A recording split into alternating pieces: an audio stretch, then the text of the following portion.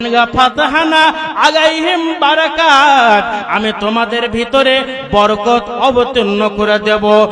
আর বরকত আসবে কোথায় থেকে? ফাতহানা আলাইহিম বারাকাত মিনাস সামাই ওয়াল আরদ। আমার আল্লাহ বলছেন, বান্দারে বরকত আসমান থেকে আসে এবং বরকত জমিন থেকে আসে। আসমান থেকে বরকত কেমন করে হয়? আসমান থেকে বরকত কেমন করে অবতীর্ণ হয়? আমার আল্লাহ বলেন, বান্দারে আসমান থেকে বৃষ্টি অবতীর্ণ হয়। আসমান থেকে ওই বৃষ্টি হওয়ার কারণে আপনার ধান ভালো হয়, ওই বৃষ্টি হওয়ার কারণে আপনার ভুট্টা ভালো হয়, বৃষ্টি হওয়ার কারণে আপনার সবজি ভালো হয়, বৃষ্টি হওয়ার কারণে আমার সবাই আম্মা ঠান্ডা হয়ে যায়। আমার আল্লাহ বলেছেন, বান্দারে আসমান থেকে রৌদ্র হবে, ওই রৌদ্র হওয়ার কারণে আমার ফসল ভালো হবে, আপনার ধান শুকাবে, আপনার ভুট্টা ভালো হবে। আমার আল্লাহ বলেন, বান্দা আসমান থেকে আমি বরকত অবতীর্ণ করে দেব। শুধু তা নয়, আমার আল্লাহ বলেন জমিন থেকে বরকত হবে। জমিন থেকে বরকত কেমন করে হবে?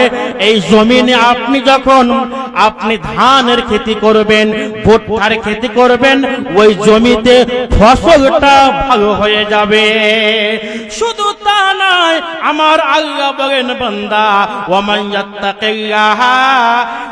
ইয়াত্তাকিল্লাহা ইয়াজআল লাহু মিন আমরিহি ইউসরা।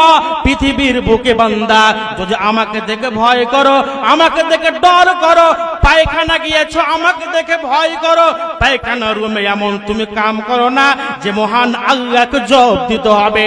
পায়খানায় তুমি বসে বসে সিগারেট টানছো, বিড়ি টানছো, মহান রবকে দেখে ভয় করতে হবে। আমার আল্লাহ বলেন, বান্দা আপদে বিপদে মুসিবতে সব ক্ষেত্রে তুমি আমাকে দেখে ভয় করো।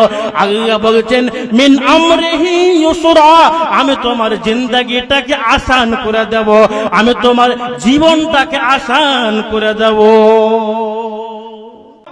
আল্লাহকে এক মানো, আল্লাহ মহান আল্লাহকে দেখে ভয় করতে হবে। আমার আল্লাহ বলেন, বান্দারে তুমি জমিতে চাষ করতে গিয়েছো, চাষ করতে করতে তুমি ঘাস কাটতে গিয়েছো, ঘাস কাটতে কাটতে তুমি হঠাৎ করে মাকড় দুটা মোচাকে আপনি ভেঙ্গে কিন্তু নিজের বোরার ভিতরে ভরে দিলেন। আমার আল্লাহ বলেছেন, বান্দারে তুমি যেখানে যাও না কেন, তুমি চাষ করতে যাও না কেন, তুমি ঘাস কাটতে যাও না কেন, মহান রবকে দেখে ডর করতে হবে। আমি যদি মোচা ভেঙে দিই, আমি যদি ধানের ঝাড়কে কেটে দিই, আমি কঠিন কিয়ামতের মাঠে মহান রবকে কি জবাব দিব?